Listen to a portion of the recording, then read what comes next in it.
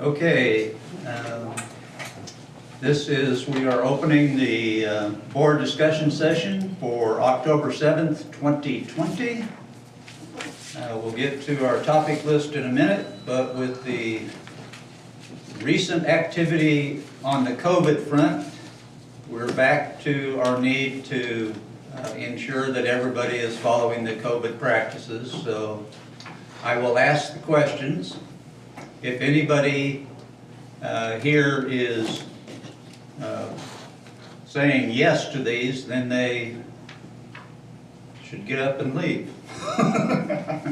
So, any fever of 104 or higher within the last 14 days. Any cough or shortness of breath, which is not a question you should be asking people our age, but any pneumonia, flu, or similar symptoms. Traveled out of Arkansas in the last 14 days. Had guests or family in the village from other states where shelter-in-place orders have been required within the last 14 days. Had contact who has lab-confirmed novel coronavirus in their testing. I will then assume that nobody left, that we're all okay. We ask that you do adhere to the mask rule when you're up and moving around, as you may be passing somebody, so to maintain the 6-foot distancing rule. So with that, we're off onto our topic list. Our first item on the agenda today is D.C. Reed, and he's going to give us a briefing and an update on the Village Employees Benefit Fund.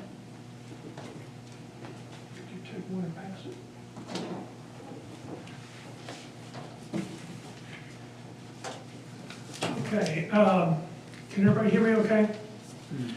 First off, I want to thank you for allowing me to provide you an update on the Village Employee Benefit Fund.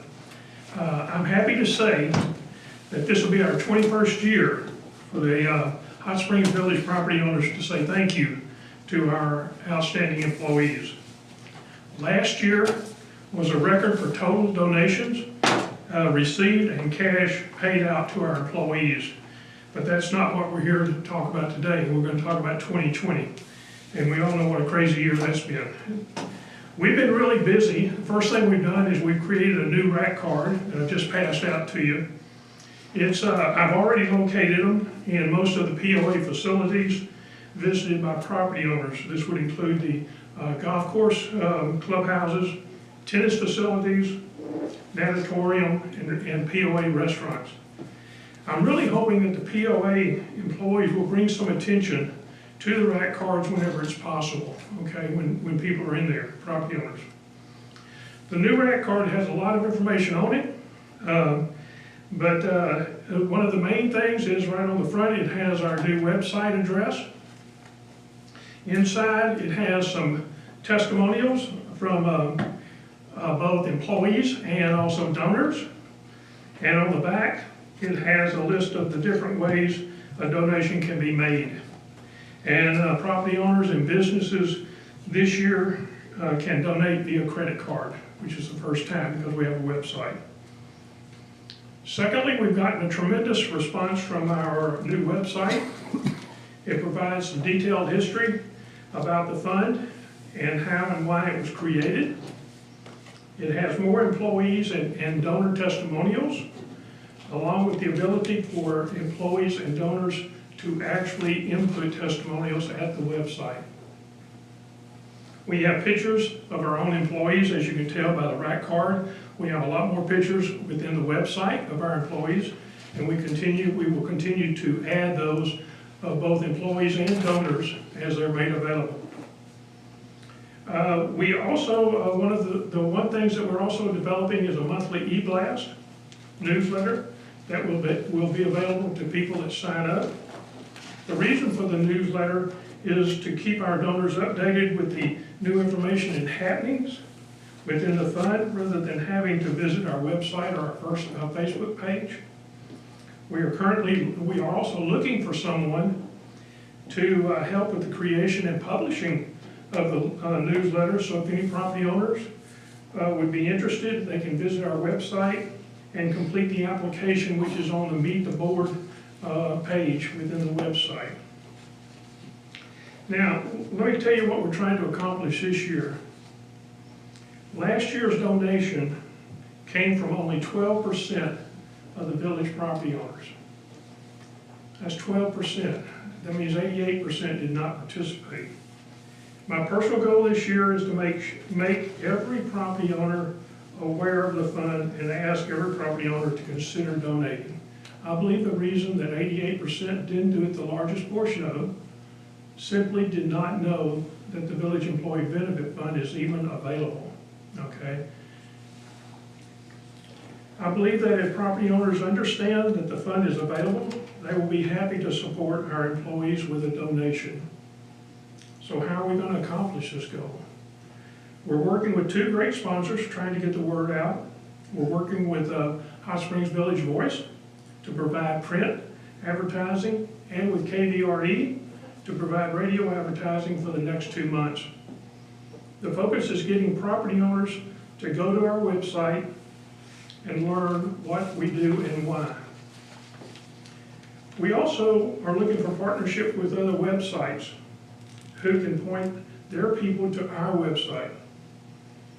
In fact, Cheryl Down just published a great article on her website called Project Wildflower, highlighting the creativity and wonderful job our employees are doing by planting wildflowers along DeSoto Boulevard for all to enjoy. At the end of the article, Cheryl said a great way to show your appreciation for a job well done is to visit Village Employee Benefit Fund and donate. That's a wonderful way to support our efforts. Our best chance of getting the word out, of course, is with the property owners and our donors. If our donors will be ambassadors for the employees by talking to their neighbors and their friends when they are having dinner, playing cards, finish a round of golf, tennis or pickleball match, if they simply ask, have you heard about Village Employee Benefit Fund? Ask them to visit our website and think about giving a donation to say thank you to our wonderful employees. Property owners really can be our best ambassadors out there if they will spread the word. Is it going to be hard to get every property owner to make a donation? Yeah, you bet it's going to be hard. But it won't be because we didn't try, okay? Within the next 2 days, every property owner, 8,000 of them, will be receiving our annual donation letter asking for a donation. I think this year's letter really has a great story that I hope everyone will read and think about saying thank you to our employees. I also want to say we're always looking for new volunteers. If anyone would like to volunteer to be part of the Village Employee Benefit Fund, we are a 9-person board right now, but we can certainly use additional help. With that, I'll take any questions that you have for the fund. Board, anybody have any questions, comments they'd like to make? Dick? Thank you. You're quite welcome. Just for my information, has everybody on the board heard of the Village Employee Benefit Fund? Is there anyone that hasn't?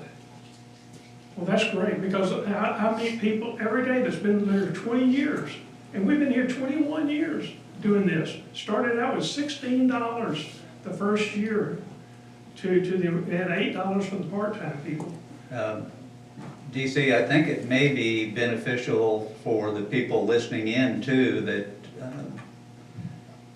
the theme that I heard last year from many people was that they thought this money was going to the POA itself and wasn't aware that this is a separate nonprofit that deals with rewarding our employees for jobs well done. So you might want to just address that. As a matter of fact, that's a great point. In fact, until 3 years ago, that was kind of the way it was, okay? We provided gift cards at the time to the POA, and they handed them out. 3 years ago, we changed the whole process. Okay, we now, as board members, we are at the luncheon and we hand out every, an envelope, last year was cash, which they love, to every employee, shake their hand and tell them this is from the villagers as a way of saying thank you. Okay, and so that is done for every employee now at the luncheon. So we changed that whole process. Well, thank you for your service. You're quite welcome. Thank you all.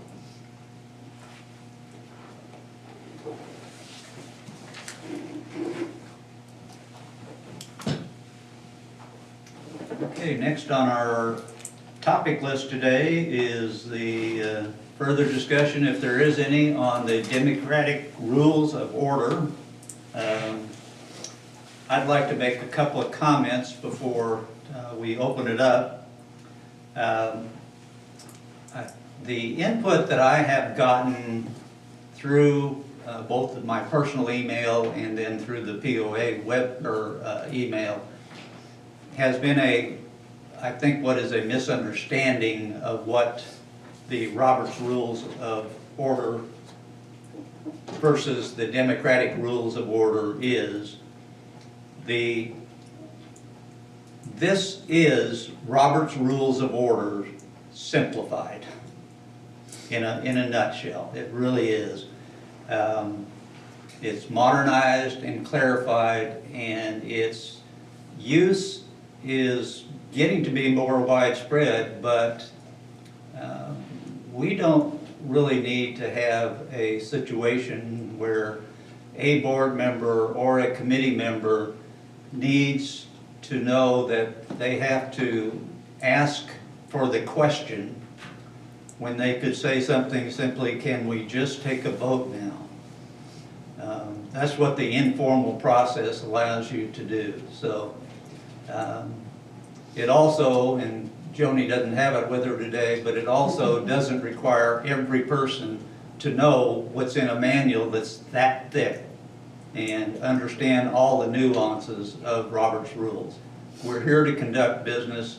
We should be able to do it in a orderly and yet a somewhat informal, but following the Robert's Rules of Order structure. So motions are still made the same way. It's just that the formality, the objections that can be made and that kind of thing, although you can do them, are not as, you don't have to follow the finite rules that are in the Robert's Rules of Order. So still requires a majority of the members to vote on documents. And so that's what I have to say about it. It's obvious that I'm in favor of it, but I'm one vote on the board. And so if anybody, and Ella, do you have any, I mean, you've been in these meetings for years. I think it sounds like a much easier path to follow. Enough said. Pardon? Enough said. Well, She knows. she would. Any other comments? Anybody from the audience? Oh, excuse me, Kirk? Yeah, does anybody know how long Hot Springs Village has been using Robert's Rules of Order? Probably 50 years. Yes, Oh, is it? I think so.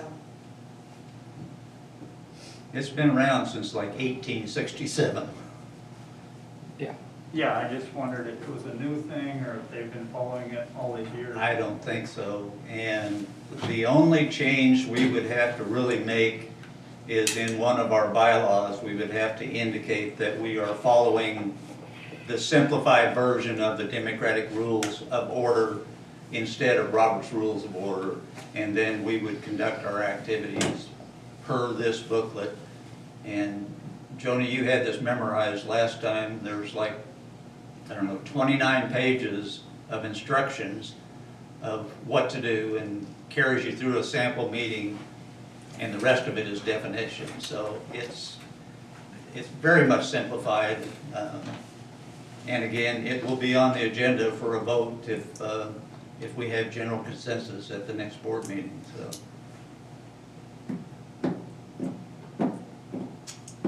silence is golden, I guess.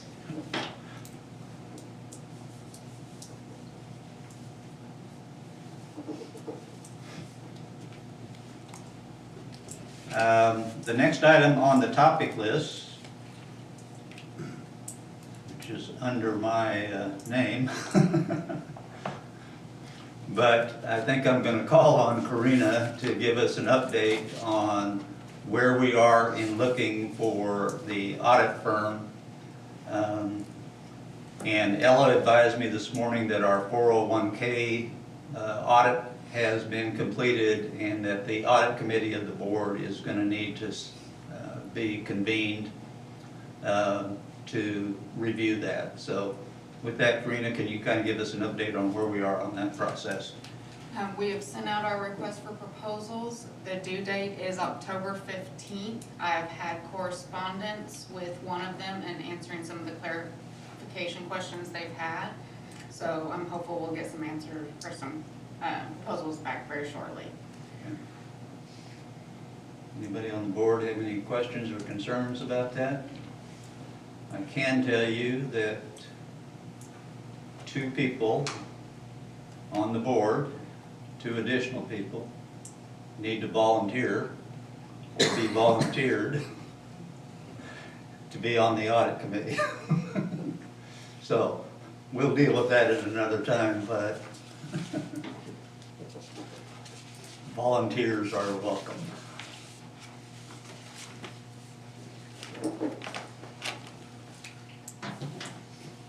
Next item on the topic list is Articles 2 and 3 of what will be Chapter 9 of the Finance and Accounting section that was added to the mix this year. And this has to do with spending authorities.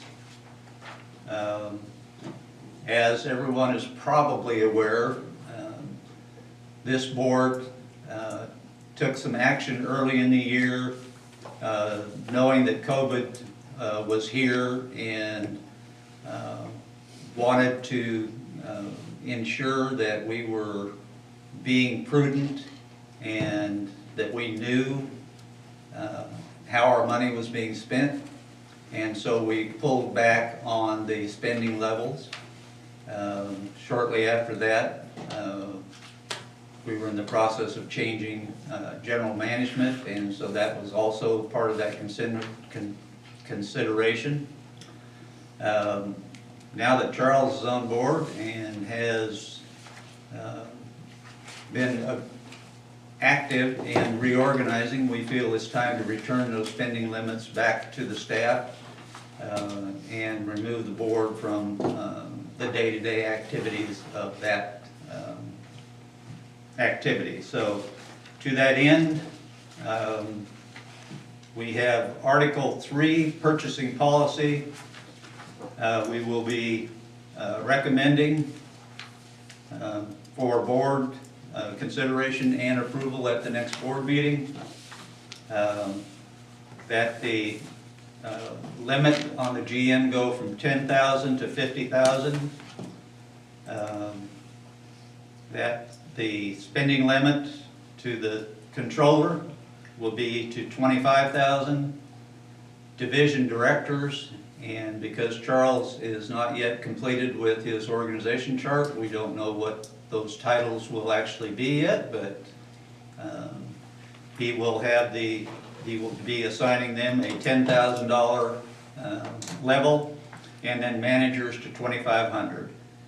So these 2 documents, both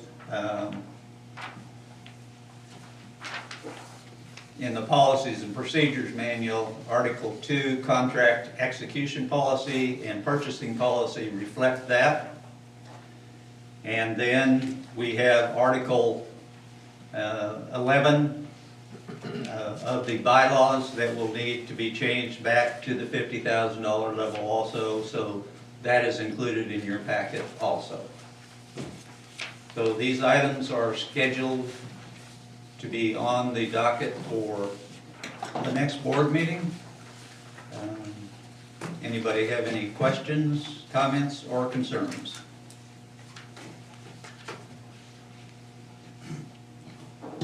I do. Okay, Are these spending limits within the budget? In other words, everything that they're talking about here, is that stuff that's already in the budget? Or is that stuff that's beyond what's in the budget? no, it's within the budget. Okay. So this year, because the budget got whacked because of the COVID, that was another one of the reasons why we scaled back on that. But these spending limits will be part of the budget that we will see over the next couple of weeks and that we would approve, and it would be within the confines of that budget. Of course, any kind of emergency expenditures, no matter what the value is, would be coming to the board for Right. approval. Right. Other questions or comments? Well, I went down to and spoke with Karina about this the other day, and I think a lot of people need to understand how cumbersome it is to have these spending limits at the way they are, and I say that they're mostly for you. I think she's told me, and she can help me out here, but it's something like 200 checks that has to be approved by you right now. Well, that's this year, I guess, not quite, over 200 for the year, I'm sure. I think it averaged out that we were looking at least 4 visits a week. By Lloyd. And I'm sure Ella's getting tired of sending me emails telling me to get down to the POA and sign documents, so.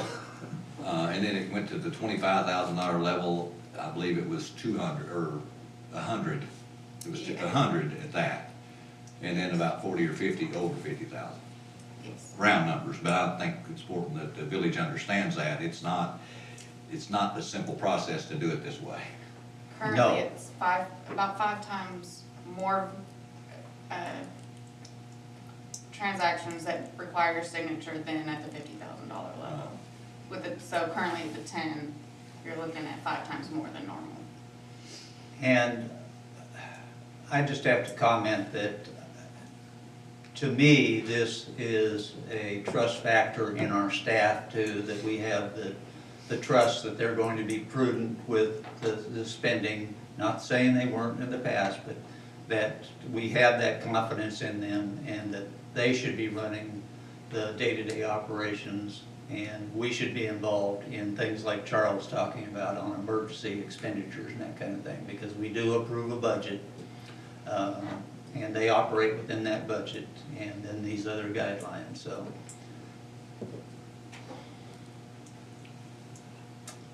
Any other comments?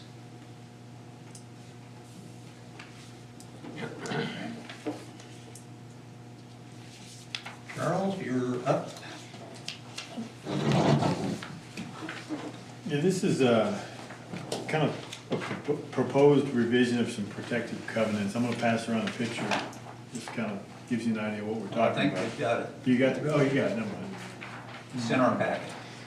So basically, currently, the protective covenant, section 27, allows for derelict vehicles in a carport, which is a conflict with property code ordinance of the Hot Springs Village POA general rules and regulations.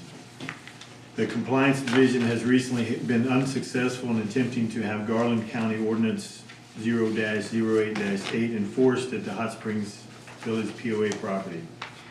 Attached, you'll see the photo of, and this is just one of numerous complaints we've had with not only cars, but other garbage and storage stuff being left under carports. Because you can see is section 27 is written out. It says storage of derelict vehicles. The storage of derelict vehicles on private lots and or common property shall be prohibited unless stored in garage or carport. We would simply like to remove or carport and have the statements, storage of derelict vehicles on private lots and or common property shall be prohibited unless stored in a garage. The proposed revision will allow compliance department to take action to resolve this and future issues with storage of derelict vehicles in carports and other stuff that people store under there.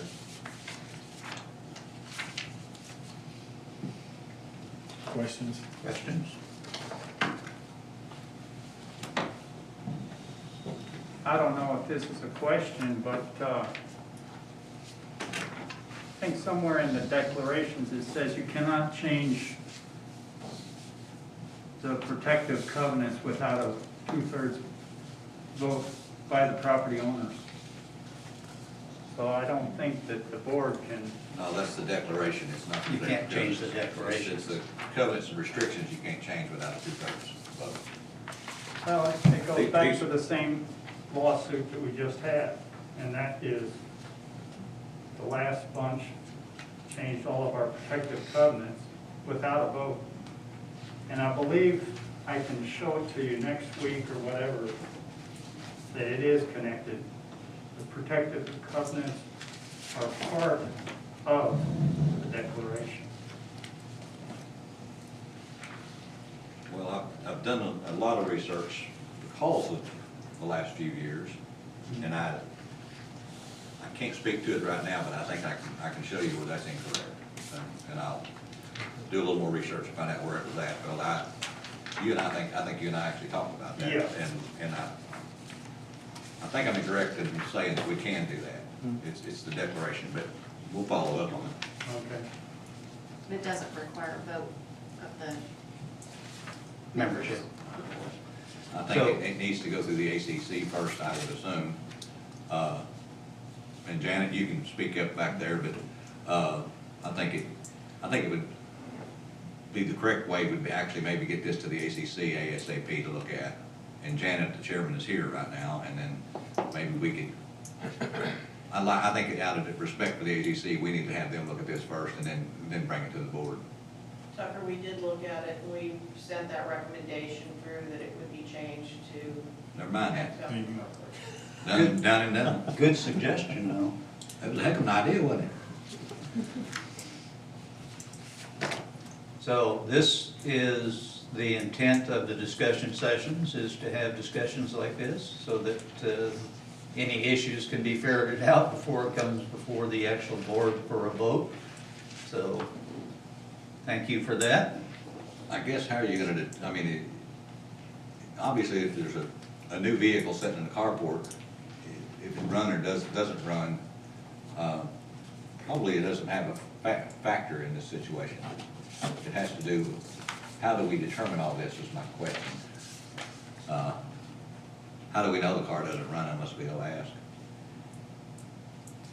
I'm looking at it from a compliance standpoint. I think all it says is any motorized vehicle which is inoperable shall be considered derelict. I think this all generates from, we've had a lot of complaints recently of cars and such under these carports, and to clean them up by neighbors, and we were really handcuffed, that the compliance was handcuffed to what they could do. If it's not sitting on blocks and it's clean and all that, nobody's probably gonna say that, I don't, whether it's running or not. I would think not. That's kind of what Yeah. I think I just some- wanted to throw that out there. I know, but I would think some discretion would be To people, used in well, in the evaluation. you think? Discretion, really? Yeah, okay. That was a thought. Any other comments or questions from the board? Okay. Move on, Mr. King. This, in regards to a proposed purchase for the Granada Golf Course. Their 1995 utility tractor is operating condition. The repairs, if it can be repaired at all, is estimated around $8,000. The unit presently parked at the vehicle maintenance facility adjacent to the POA. The hour meter stopped in 2005 with 2,800 plus hours, which was equivalent to a minimum of 168,000 miles at that time.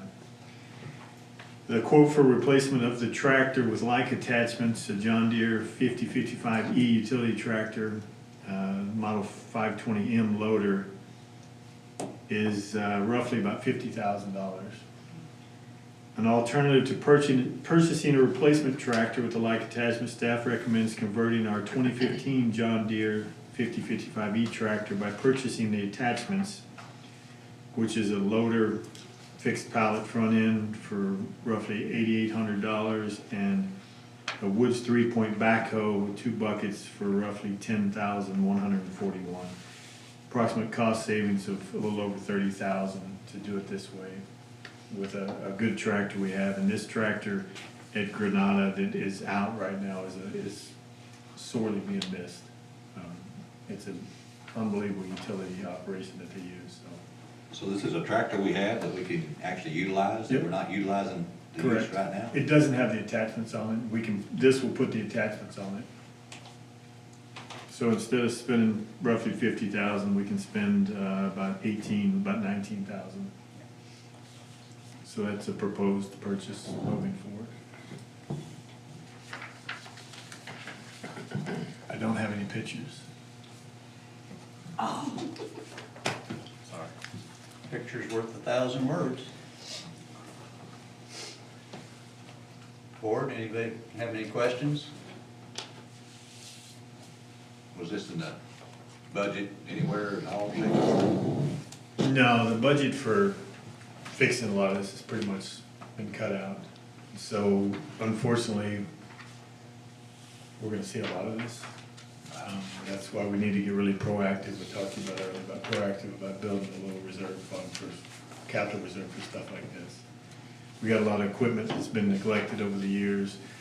I've been visiting all the golf courses and looking at their equipment, and we need to gradually start getting them back up in good shape. So this is just a one-off that needs to be done. And Karina, all this stuff is being tracked, even the additions under the cash flow Yes. scenario that we've been monitoring. No, I don't have anything else on that.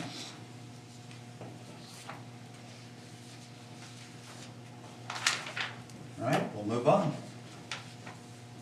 Johnny? Yes,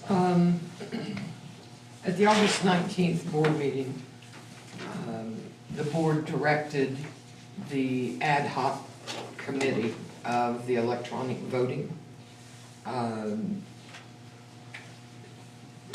with the information received from the committee, they directed us to go ahead and send out RFPs to 4 companies, which is what was done. The electronic voting committee chair was Jerry Urick with members Keith Keck, Jim Zahn, and myself. So, going back just a minute, their initial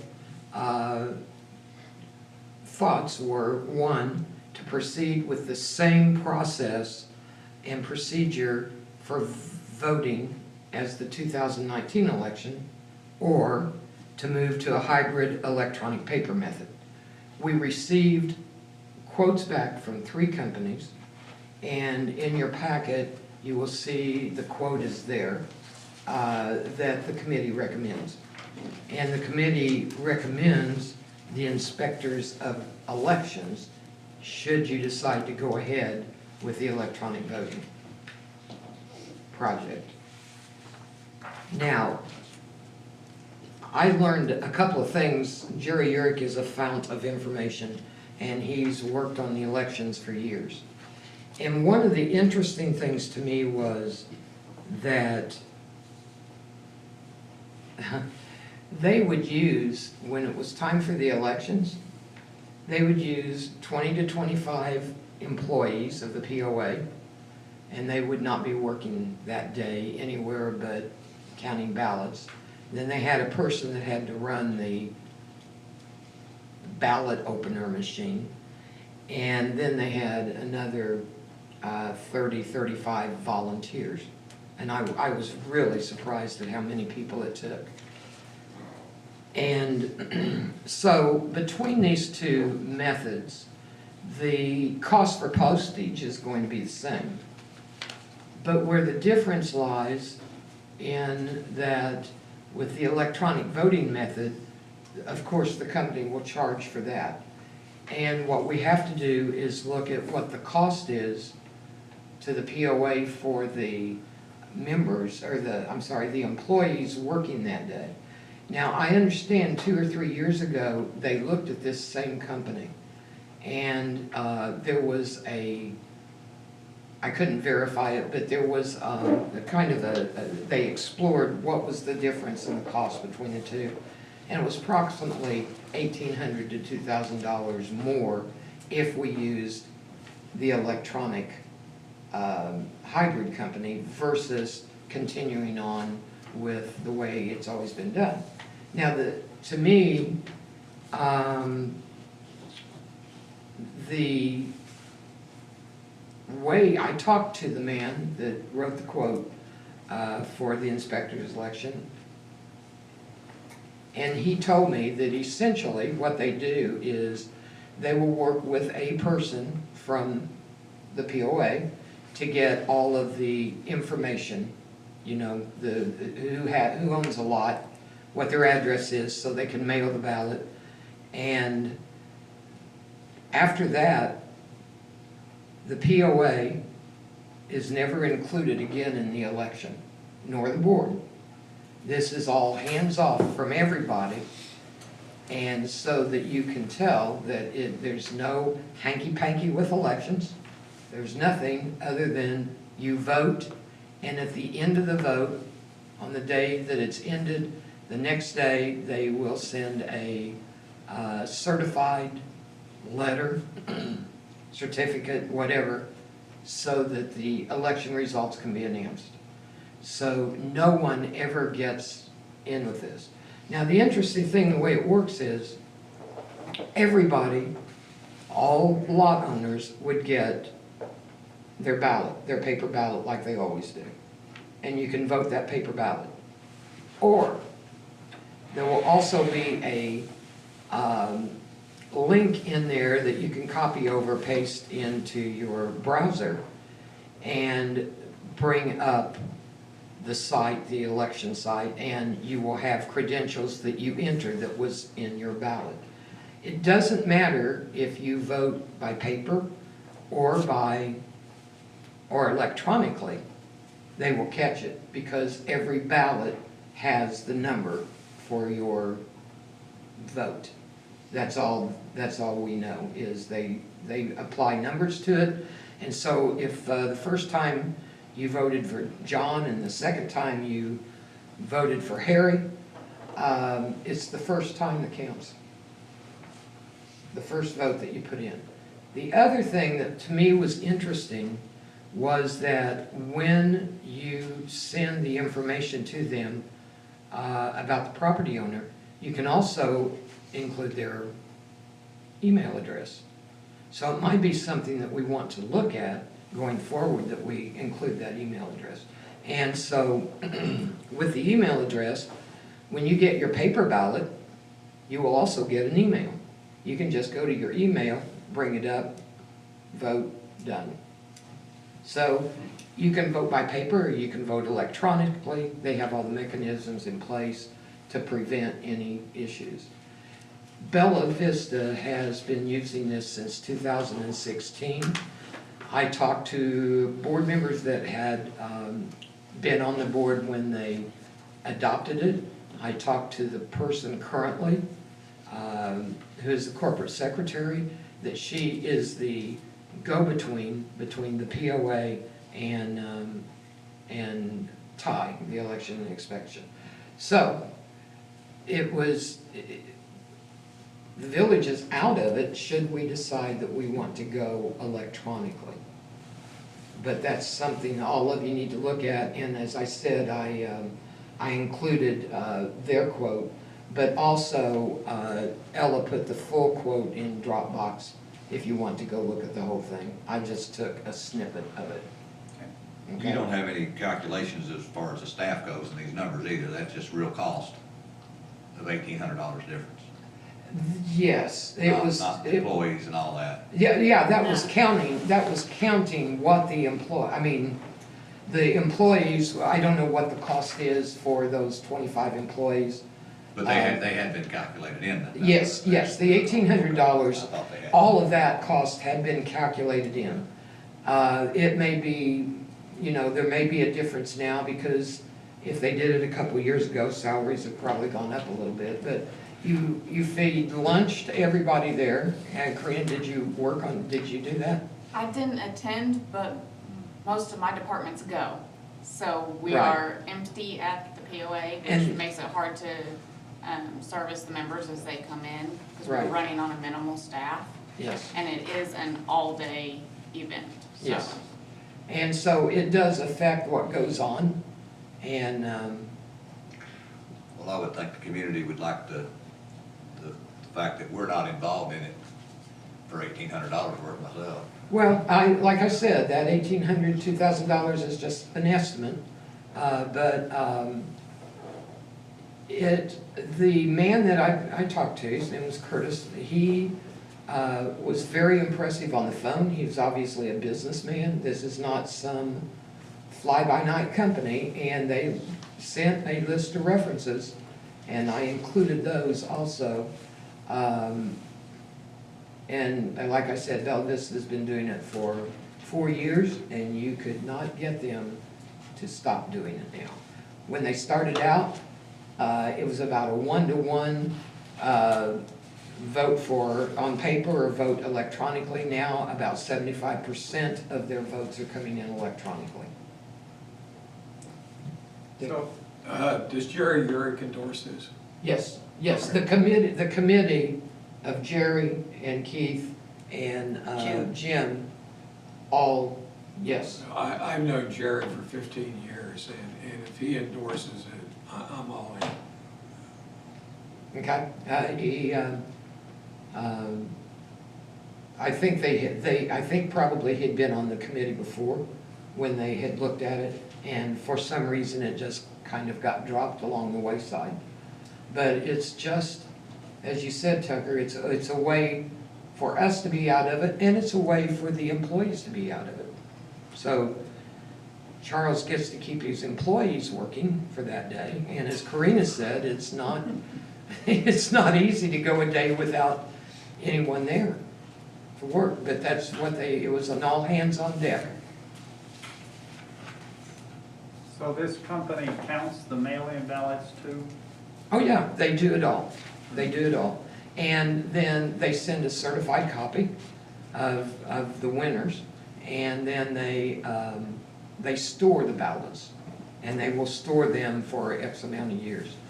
On the ballot, with the ballot, there's you do a 6-page insert of those people running for the board, whatever. And it's also on there electronically. The other thing is, this will work for any election we have, not just for the board. It can work for assessments, it can work for declarations, yes. So all of that. And the first time, of course, that you do something like this, you're always going to have some little stub your toes. And that's why they ask, if we should decide to go with this, that we give them a heads up at least a month before the election. And we would need to make sure that we have the list of our property owners. And somehow, and this goes to some internal marketing, we have to let the lot owners know, make darn sure your address is correct. Jerry told me that last year, a couple of people did not get theirs because they had not changed their address, it didn't get changed. My understanding, that was about 300. And there was something else, I don't remember what the other one was, but anyway, so it's on the part of the property owner to keep their address up to date. And somehow we need then to do it to where we can also have their email address on there so that we can send it electronically. You'll have fewer misnomers with the mail, because if you can vote electronically, and of course they can check it to see if it you know, what happened electronically, you shouldn't have anything happen. The mail, I know Jerry told me he spent some time chasing those down to understand what the issue was, why they didn't get it, so. Basically, all the elections that we would have, if we did it this way, would basically cost us the same thing. Yes, They're all basically identical. We send out something and yeah. So that was gonna be one of my questions. To maintain that database, do we maintain it, or is this like we're doing it all over again every year? We'll be doing it all over again every year. I mean, we supply the information, but the next year, we would be much better at understanding how to do it. You know, of getting it and making sure, and I assume we keep our records as clean as possible for this type of thing. Yeah, Ella? In the process, all the process, whether we use this one or a regular one, we have a calendar for the board election, and it has a day in which Karina would pull the members in good standing, because they're the ones that will receive the ballots. And you can do that at any time? We usually do it right after the close of the, or after the, what is it, 15th, or, what don't I have it on here? I have February 15th. I did have a couple of questions. I noticed in the packet that it says that they would prepare an election calendar, but the board needs to vote on the election calendar at the November meeting, board meeting. And the other thing, you know, they only require a month notice. And I went ahead and I did a preliminary calendar. And so we would certify our candidates on January 15th. This election, we will have 4 positions open. So if there are 4 or fewer applicants or candidates certified, we don't need an election. So we would need to make sure that the agreement had that clause in there that, Good point, okay? good point. and you won't know that till the 15th. Right. We won't know how many candidates we have until they're certified on January 15th. Yeah, that's what I- So the candidates certified on January 15th, that's closed then? I mean, Right. no Well, no, addition? the deadline for submitting applications would be January 8th. Okay, Applications will become available December 1st in Charles' office. okay, And then the deadline to submit them is the 8th, and then, of course, we have to verify that, you know, well, the board will verify, they'll approve the application and the calendar at the November board meeting. so when would we vote? When would you, for the election day would be April 1st. Election day would be April, okay. Jerry wanted some extra time before and after, because last year he didn't think we had enough time. Per the bylaws, we're required to give 18-day notice. Okay, so what the company is saying is, should we select them to do this, then they want 30 days before the voting starts. Okay, that's the date. So they just want to make sure they have plenty of time, because they don't know us, they don't know how, you know, how we structure the data, and it shouldn't be an issue.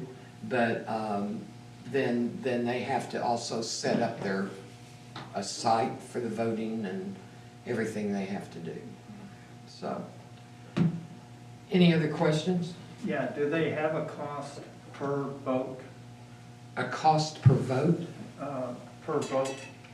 you know, for that vote, each time that they send out all the ballots? What is the total cost? It's on that packet there. You've got the whole thing there. 28,000? Well, there's- It is,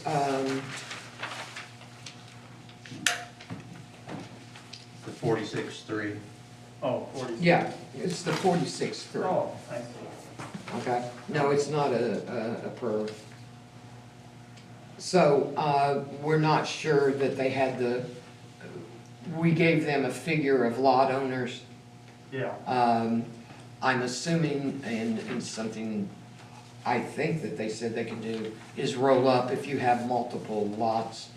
You can all, I think we roll them up now, don't we? If it's over 3 lots, yes. Okay, and so they would be able to do that too, that, I don't know how to save on postage, whatever. and that's just 1,800 more than what we've been. According to, I can only go by what I was told, and it's not verified, but taking all those employees out for a day. Approximately, yeah. Yeah, approximately, and feeding them lunch and, you know, all the, Right, so they said approximately $1,800 to $2,000. So, but from a point of view from the POA staff, that's a headache that they would not have to have.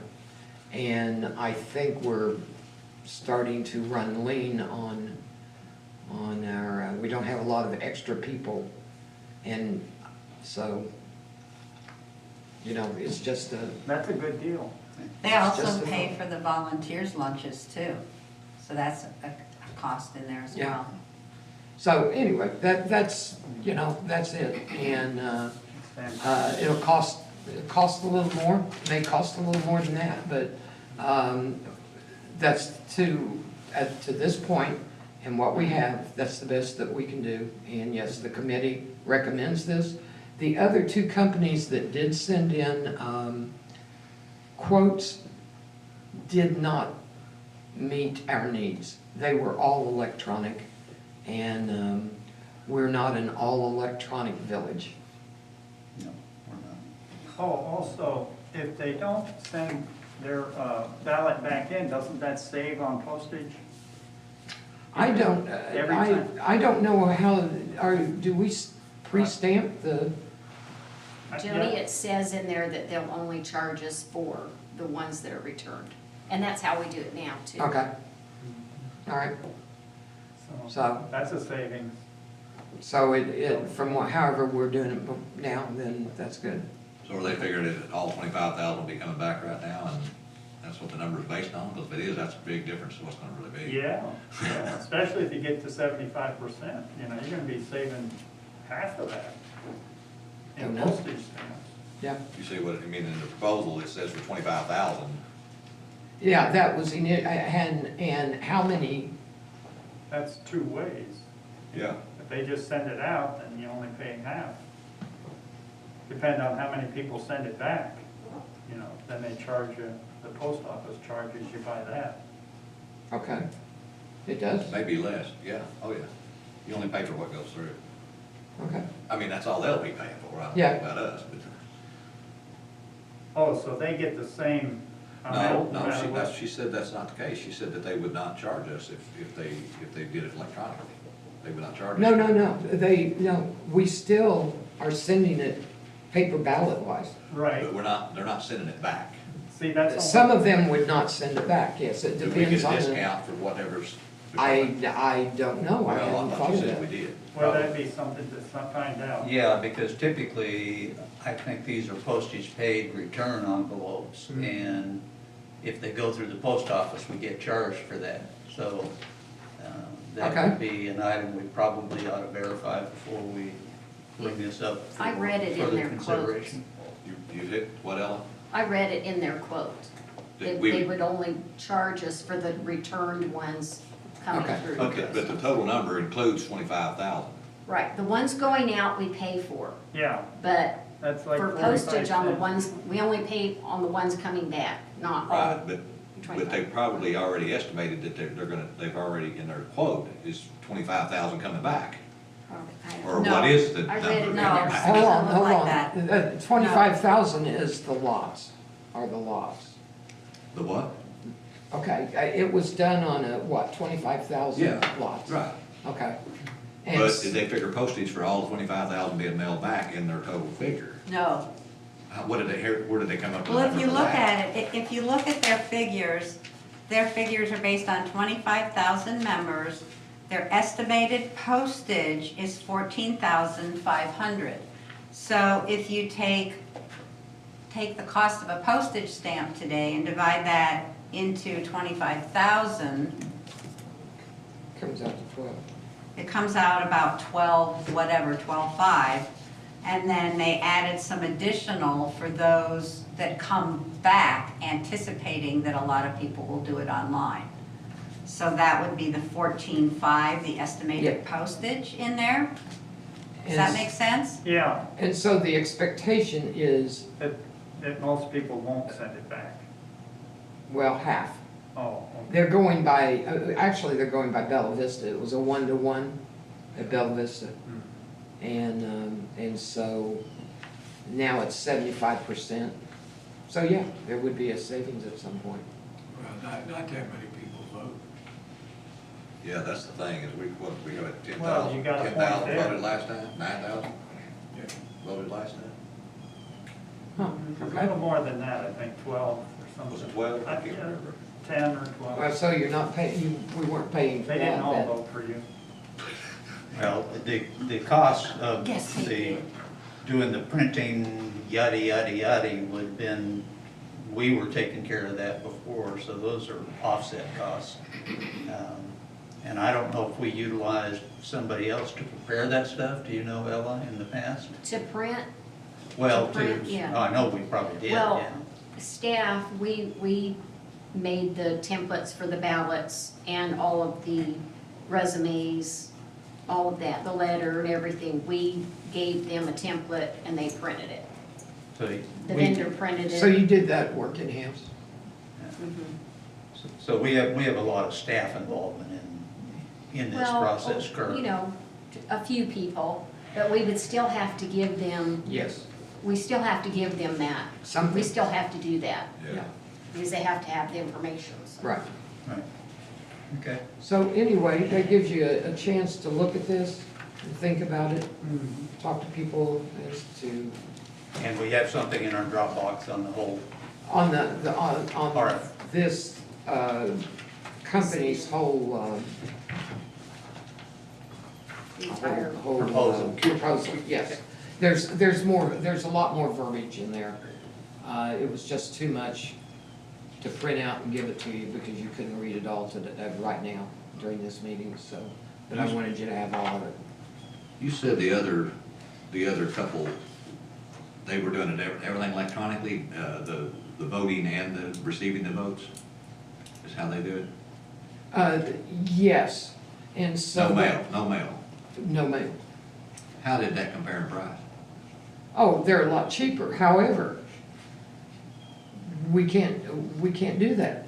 with- I'm not speaking for the Okay, election. yeah, it's a lot I'm speaking cheaper. for other It's purposes. much cheaper. I mean, how much do you recall? One of them was, I don't know, 12,000. $12,000? Yeah, So we could have an electronic vote for something for about 12 grand if we wanted to. I don't know what this company didn't, Well, you Did- I'm talking about it with another company. You're in- with another company, yeah. It's just, I'm a little concerned about that. Swimming pool.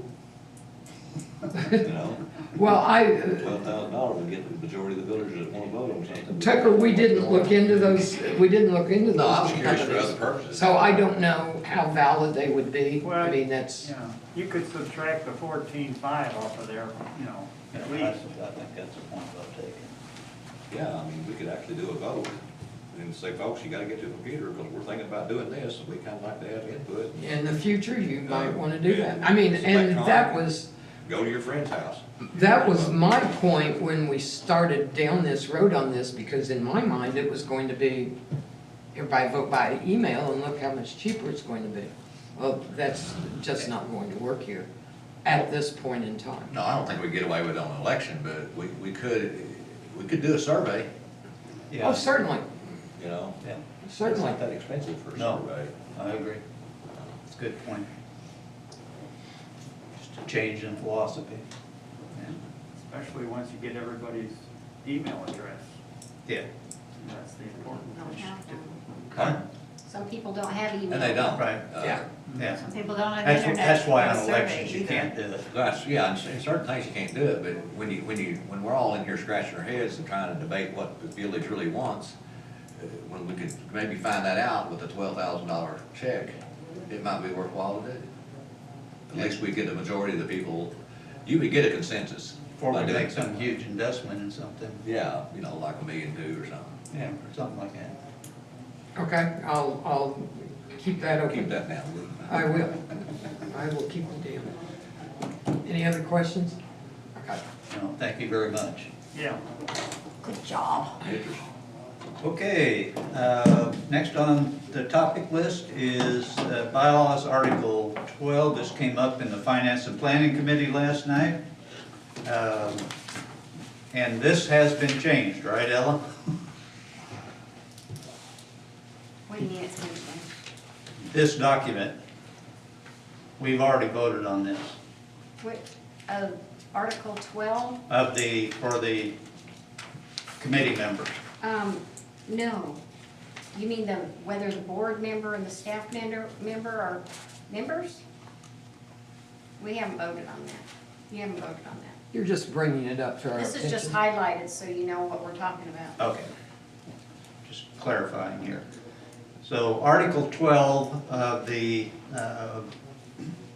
bylaws is proposed being changed, Section 3, to primarily accommodate the Finance and Planning Committee, where the chairperson was the treasurer. And that would be changed to all committees would be electing their chair instead of it being assigned by a position.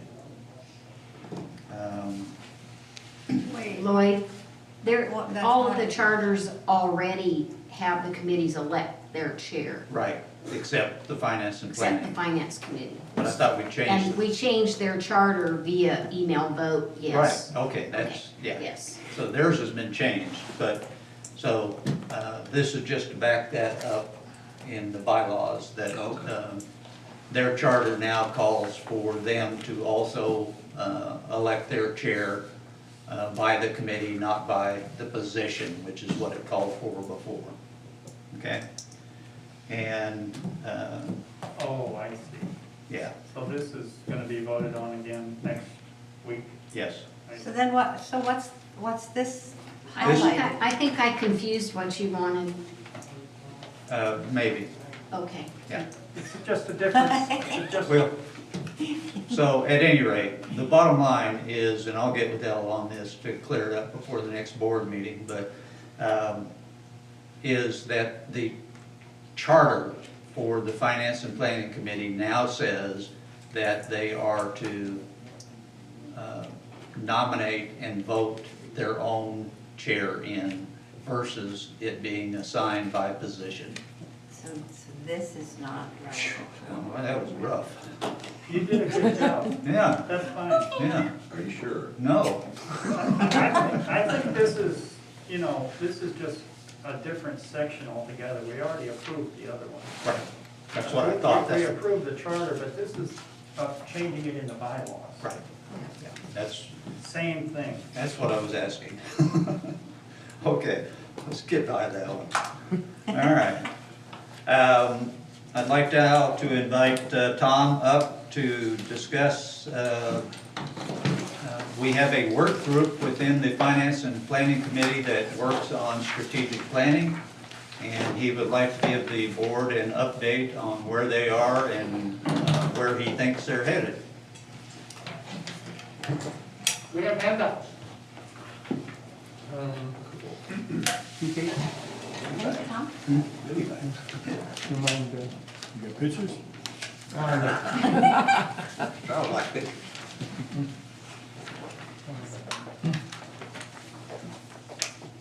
I wish I Picture's had worth cookies. 1,000 words. Yeah, me, you and me both. Much better. Thank you.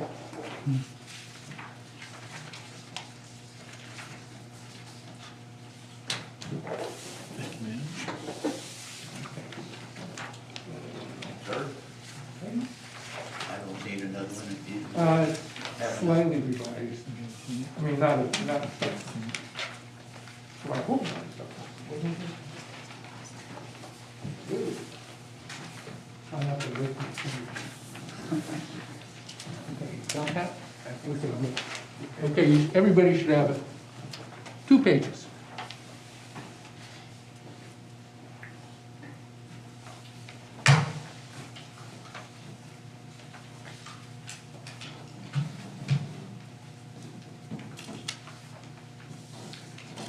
Okay, thank you very much. As a matter of introduction, my name is Tom Hayhow. I'm, as Lloyd mentioned, part of the Finance and Planning Committee, and in particular, we have a little work group that is focused on the planning aspect. I'm here today, and we are pleased, we being the planning work group, which includes myself, Kathy Moeller back there, and Morris Polson is not able to attend today, and happy to tell you, give you an update on our activities. About 2 months ago, we committed to trying to develop a set of 3-year goals for the Hot Springs Village and propose what they are. So with that, just gonna give you what I hope to be a quick update. Our first step was to just identify a set of high-level possible topics that could be addressed. What you see in front of you is a list of those topics: financial, marketing, property owners, partnerships, land management, accountability, technology, and strategic management. At this point, you should probably not have a terrific idea of what any of those things mean. We did spend some time trying to define them. It clarified it for our purposes somewhat. We don't think that this list is necessarily exhaustive, and they probably have a lot of individual overlaps. If you go to any one line item, and it doesn't matter which one, you can probably easily explode those line items into subtopics, and there could easily be 5 or 10, which kind of implies if you're going to go overboard on goal setting, you could have 5 or 10 goals per line item. Do the arithmetic, you're talking 50 to 100 goals. Absolutely, we're not intending on producing a list of 50 or even 20. It's really important to us to propose a small number of goals to keep them focused. Realistically, we only have so many resources, and what's really important is with a few number of goals, the probability of actually accomplishing them go up considerably. So of this list, for the time being, we have started out focusing in 3 areas: financial, marketing, and technology. At this point, any questions? Okay, so I'll proceed. The first area that we have focused on is financial. And when we say financial, in this particular case, we're focusing on the maintenance backlog. One of the first issues with the maintenance backlog is, other than the really cool title, I don't think anybody really knows what it means or have quantified it or really, digested it. So in terms of this particular goal, we would propose that the term maintenance backlog be carefully defined, which means we would analyze and quantify our needs. Our starting point would be the operations and maintenance tables, particularly as presented in the 2020 budget, which we are looking forward to the 2021 update.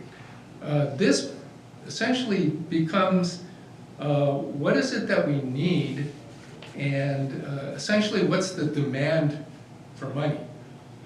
If we can get a much better idea of what is it that we need, how much do we need, and some sense of prioritization, then you've got to move on to the next step, which is how are you going to fund those needs. It's highly likely that our current income generation is probably not going to be sufficient to meet those needs. So on one hand, you're trying to quantify the demand side, and then you have to work on the supply side of money. Once you get a much clearer idea of what that is, then you would then recommend which, I use the term revenue enhancing methods to pursue, and which maintenance issues have the highest funding priority. So essentially, you have to match your sources of funds to the demand of funds. And then there's really no underestimating the need for buy-in, support, which means communication. So in all of this, there has to be very strong communications. When you look at this initiative in total, we're going to need resources to do it, and the resources typically come from the board, staff, and a set of volunteers. So that's generally our vision for this, this proposal or recommendation. This is not likely to have any 2021 budget implications, but certainly the intention is over the longer term, being 3 years or so, our intention is it will have significant budgeting implications. The status of our recommendation is actually in pretty good shape. We've actually drafted something. It's far more specific. That's what's in front of you. We do need to run it by staff because up to this point they have not participated in this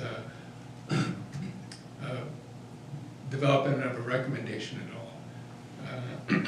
So, any questions so far? No? Okay. Then we'll move down to the next item, technology. When we say technology, we're meaning specifically internet access. We've consulted with what we call a team of experts, which is specifically Keith Keck, Greg Jones, Dennis Simpson, and Bob LeMay. And after discussions with them, we have a we're in the process of developing a three-part recommendation. Number one is that the team of experts are all volunteers. They felt pretty strongly that this whole initiative should be headed up by a POA employee. So we would suggest that we identify a POA employee, be appointed to basically head up any initiatives regarding internet access. This could have budgeting implications depending upon whether we need to hire somebody or simply appoint an existing staff member. Probably a really important aspect of this job is that the person himself need not be a technical expert. Our technical experts, they're not going anywhere. They continue to be interested in helping, but the issues surrounding internet access require a wide range of skills. Their first suggestion was whoever is appointed actually be good at project management. So their job would be to identify the required skills and make sure that whatever needs to be addressed is being addressed by, oftentimes somebody else. The next item here is, relatively speaking, low-hanging fruit, and we all love low-hanging fruit. So using the team of experts, communicate current options to address misconceptions and assist the real estate brokerage community in their sales efforts. Probably a primary misconception is that in parts of the village there is no internet access. It's pretty strongly felt that no matter where you live in the village, you can get internet. There are two major issues. It's not necessarily easy to connect up. It's just not a turnkey operation. You probably have to put a fair amount of effort and expertise into it. And the localized team of experts are willing to assist with that. The second is, even if you can connect up, the performance may not be what you really need, in which case, it doesn't work. The important idea is that no matter where you are, you have options. You should be made aware of those options, and then you can decide whether those options satisfy your needs or not. The third aspect is just create a long-term plan to identify and address the myriad of issues surrounding internet access. It's a very complicated subject. It covers a wide range of activities, and the whole subject of internet access, it changes rapidly. So that is the things that we would plan on addressing. Much like the first issue, the recommendation has been drafted. We just haven't run it by, Keith Keck et al. Yet. So they're not aware of what we've written, but it was all written as a result of our conversations with them. So I hope that there's no controversy there. Okay, the last issue is marketing, and there, all I can say is we have found the issue of marketing to be very difficult. I listed a bunch of things which I do not plan on going through in detail, but the things that we've talked about in a fair amount of detail are the sales cycles, the need for metrics, and the need to evaluate the effectiveness of what we're doing, just the concept of marketing and sales, the different activities that support each, and the fact that there's a really significant handoff between our marketing efforts and the ultimate sales efforts. We spent a lot of time talking about the real estate partnership program, and we spent a little time talking about these issues, but they seem to be very important issues. Using essentially word of mouth, the existing homeowners, as a means of increasing sales and new housing, as well as the necessity to focus in on our relationships with builders and how do we accelerate new housing building. So the bottom line here is we will continue to research this issue. It's a tough issue, that's all I can say. In terms of goal setting, I guess in reviewing past goals, we felt it would be helpful to have standards for those goals. Many goals tend to be either activity-based or directional. We're trying to create, apply standards, and we didn't invent the SMART acronym, but we're really trying to emphasize specific and measurable. And lastly, buy-in. It's really, really important for any goal accomplishment to have strong buy-in from the three major constituencies: the board, staff, and property owners. So in particular, as I stand here before the board and staff, we on our committee would love to hear your input. We would love to get you engaged and as part of the process, and any input that you may have at this point would be very, very welcome. So the next steps are finalize and submit the two recommendations that I talked about, and I'm hoping that that will come very quickly. With regard to financial, we realize that we're in the dead middle of budgeting, so the availability of staff to review what we've done and comment on it, we realize that that's going to take some patience and flexibility. Continue to research marketing, and beyond that, go back to Roman numeral 1 and just simply work the list. That is where we are. So again, invite comments, thoughts, questions. I'd like to, go ahead, Dick. Let me give you a for instance. Suppose Charles and Karina wanted to research whether or not to buy golf carts or lease golf carts. And that is a fairly complicated transaction.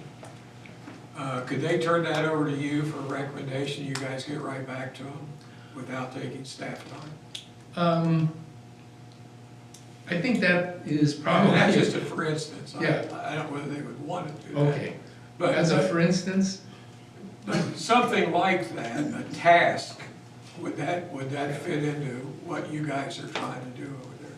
not specifically our little team, but I think if you read the Finance and Planning Committee charter, it basically says we will, undertake specific tasks Yeah, to. assist staff. Yeah, so, I mean, the answer is not, quote, me, but it seems to be dead center in why we have a finance and planning committee. But- So I think the answer is yes. Yeah, and I think along that line, I was gonna make a couple of comments, but one of them would be that all of the committees, first of all, are there to provide input and advice to the board, and hopefully do some of the legwork that we would typically have to do. They're also there to assist the staff with their areas of expertise if they're so requested. But it's a as needed and as requested basis. That Yes, fair, Tom? yes, I agree with that. Comments, questions? I have a comment about the marketing. We have a marketing committee. And I'm not sure how the marketing committee and what you're doing work together. Okay, the status of that is, we did invite Ray to attend and participate in any discussion regarding marketing. He's here. Right there. But since then, he is, well, that has been reassigned to John O'Brien. And I sat down with him one day just to try to bring him up to speed in the most recent meeting we have. And we've only had 3 meetings, one with just our committee, one with Paul Sage, Kevin Sexton, and Ray, and the most recent meeting was with John O'Brien and Stephanie Heffer. Specifically, our next touch point is with the Board of Realtors next week. But, I mean, we don't have any other distinct planned activities, but we are trying to include the marketing committee, or a marketing committee representative when we have these discussions. I'm sorry, I don't see how this all fits together. And when I hear planning, I'm looking for a plan for the village. Is that kind of not what they're doing? Looking for an overall plan on where we want to go in the future? That's what strategic Yes. planning is about. Let me address that. Thank you. Yes, when we first started out, Mhm. that is pretty much where we wanted to go. However, when we looked at what it would take to put together what's essentially a strategic plan, and we modeled a lot of our vision off of the 2010 strategic plan, it took them 10 months, and it would take us no less time. We just thought that starting out with something more modest, like creating a set of 3-year goals, would bring a lot more benefits a lot easier. I mean, we haven't yet given up on the thought of a strategic plan for the village, but we certainly did defer that, right? Without a doubt. So we're basically moving along without a strategic plan, is that correct? Is that accurate? Well, so for the declaration is our strategic plan. Yeah. We're supposed to maintain the community. Now, we need to have a plan to market and do what we need to do, but our plan has been set for us for years. Yeah. We maintain our amenities in the village. I'm not sure this discussion is the time to Yeah. discuss that. And the time will be when? Would probably ought to set a meeting to discuss that if you'd like. I would. Well, this is a 3-year synopsis of the planning committee. Looks like they did a pretty good job. Thank you. And they've had, as Tom indicated, the marketing piece of this has had some startup issues gathering their information and finding out where everybody else is. So he's also indicated that they have two areas that they're going to be providing some input, both to the Finance and Planning Committee and to the board, to start developing that 3-year plan, so.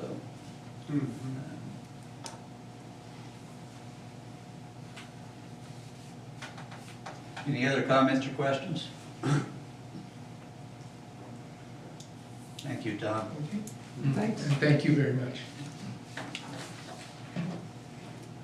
Okay, that concludes our topic list for the day, but we have a few other things here I'd like to discuss before we adjourn. First of all, board, we have a evergreen calendar that we're not adhering to right now. And we everybody probably needs to look at this. We have some activities coming up that we may need to adjust. So for our next discussion session, I suggest we be prepared to look at the evergreen calendar and make whatever adjustments, because I know there's some November stuff in there too that, There's some October, yeah. September. Well, we missed that, obviously. At any rate, this calendar was put together to give us input, or give us the items that we needed to be looking at through the year. And with everything that's been going on, it looks like it may have slipped through the cracks. So I'd like for us to take a look at it and get on it at our next discussion session. The other item I want to basically announce is that we basically have 4 types of meetings now. And they are the board meeting, which is open to the public, obviously, with COVID restrictions. We have discussion sessions like this, which is obviously open to the public, and we welcome the input of, when we send out the calendar or the topic list, if anybody has any comments on it, we'd like to hear about it. And during the period between the discussion session and the board session, should there be any comments, we'd like to hear about them or input on them. Then we have a executive session that gets called infrequently. I can announce we're having one following this meeting today for a legal matter, and we will always let you know at the next public meeting what basically was any votes that were taken in that meeting and basically what they were about, but it cannot contain the details for obvious reasons, and that's been ongoing for some time in the village. So, and then a 4th type of meeting is has been and is being utilized right now, and that's basically an informal information sharing. It's for all members of the board, where we can talk in a informal, non-decision making process.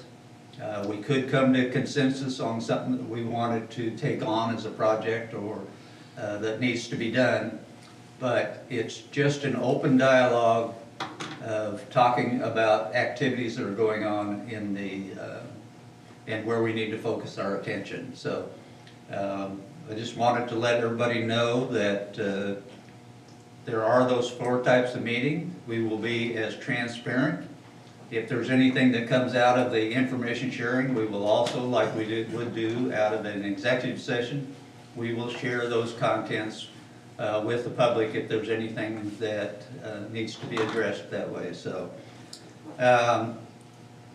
with that, any of the board have any comments they'd like to make in closing? Tony?